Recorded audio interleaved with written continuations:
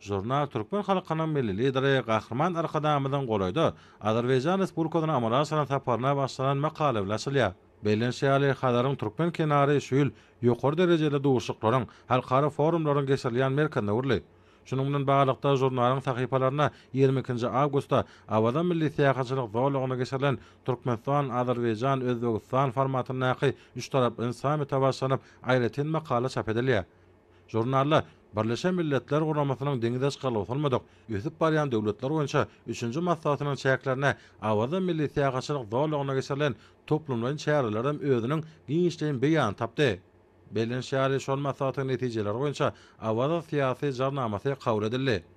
Sentýabr aýynyň 3-nji 10 günlüğiniň başynda hormatly prezidentimiz Amerikanyň Birleşen Ştatlarynyň New York şäherine iş taparyna bolup, Birleşen Milletler Guramasynyň baş assambleýasynyň 80-nji ýubiley sessiýasynyň plenar mejlisine çykyş etdi. Okuwçylaryň dikkatyny ýetirilýän Türkmenistan beýtaraplaryň taryhy kökleri atly makalada ýurdumyzyň Birleşen Milletler Guramasy tarapyndan 3 gezek ikrar edilen halkara hukuk derejesiniň ötüş taryhy Türkmenistanyň beýtaraplarynyň 30 ýyllary ählimomy dialogyň we hyzmatdaşlygyň büniýady hukmuna atly makalada bolsa, bu geçen döwürde gazanylan üstünlikler barada söhbet edilýär.